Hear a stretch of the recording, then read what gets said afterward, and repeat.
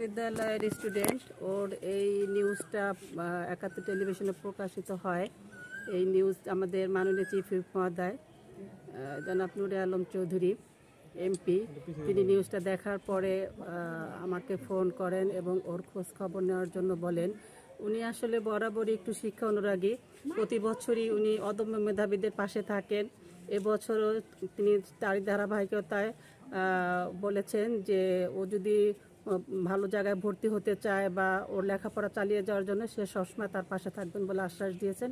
এছাড়া ওর বাড়িতে এসে খোঁজ খবর নেওয়ার জন্য বলেছেন যে আসলে ওদের কি সমস্যা, কি করলে ভালো হয়। এর জন্য আমি আজকে এসেছি, ওর বাবা মার সাথে কথা বলেছি, ওর সাথে কথা বলেছি। আমি এটা আবার মাননীয় চিফ মহোদয়কে বলবো, এরপরে হয়তো দেখা যাবে একে সাহায্য সহযোগিতার হাত সে অবশ্যই বাড়িয়ে দেবে এবং ওর লেখাপড়া চালিয়ে যাওয়ার জন্য সে তার পাশে থাকবে ইনশাল্লাহ।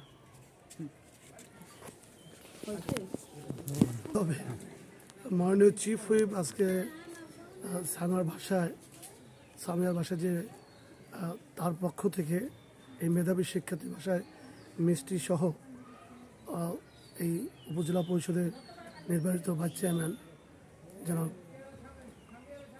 আমাদের আপা, আমার বোন, তাকে পাঠিয়েছে। আমি মুন্নি আপাকে ধন্যবাদ জানাই এবং মাননীয় চিফ হুইপকে ধন্যবাদ জানাচ্ছি। এই শিক্ষার্থী পরিবার আজকে খুব আনন্দিত, তাদের কাছে গর্ববোধ হচ্ছে এবং মাননীয় চিফ হুইপ তাদের খোঁজখবর নিয়েছে। এবং চিফ হুইপ স্যার যে ছিন্নমূল পর্যায়ে যারা স্যার এই মেধাবী এবং এই মেধাবীদের খোঁজে প্রতিটা বছরই তারে আমরা দেখতে পাচ্ছি, এই ব্যাপারে কিছু বলুন স্যার। সে প্রতি বছরেই সারা শিবচরের যত মেধাবীরা এরকম মেধাবীরা বেরিয়ে আসতেছে সবার খোঁজখবর নিচ্ছে এবং সবাইকে তার সাধ্য মতো তার যে চাহিদাগুলো ওই পরিবারের সেগুলো সে পূরণ করে চেষ্টা করছে এবং শিক্ষার্থীদের খোঁজখবর নিয়ে আগামীতে উচ্চ শিক্ষার ক্ষেত্রে তাদেরকে উদ্বুদ্ধ করছে এবং ওই পরিবারগুলো সন্তুষ্ট হচ্ছে এবং তারা খুব এই ক্ষেত্রে মাননীয় চিফের প্রতি তারা কৃতজ্ঞ। সামিয়ার লেখাপড়ার ব্যাপারে তো স্যার একটা পদক্ষেপ নিয়েছে, এই ব্যাপারে সে সামিয়ার পড়াশোনার দায়িত্ব নিয়েছে এবং সে বলেছে ওর উচ্চ শিক্ষার ক্ষেত্রে যত প্রকার বাধা আছে সেক্ষেত্রে সে এটা দায়িত্ব নিয়েছে। সামিয়ার আমরা আশা করি সে তার পাশে থাকবে বলেছে। পরিবারের পক্ষ থেকে সন্তুষ্ট কতটুকু স্যার?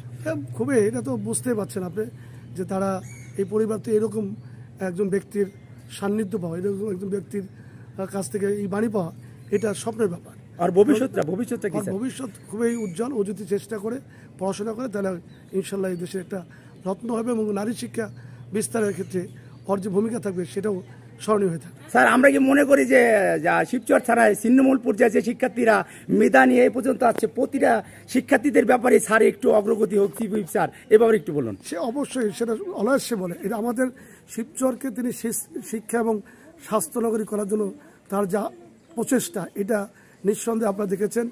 প্রত্যেকটা বিদ্যালয়, স্কুল, কলেজ, মাদ্রাসা সহ সবগুলোকে তিনি আধুনিক রূপ দিতে চেষ্টা করেছেন।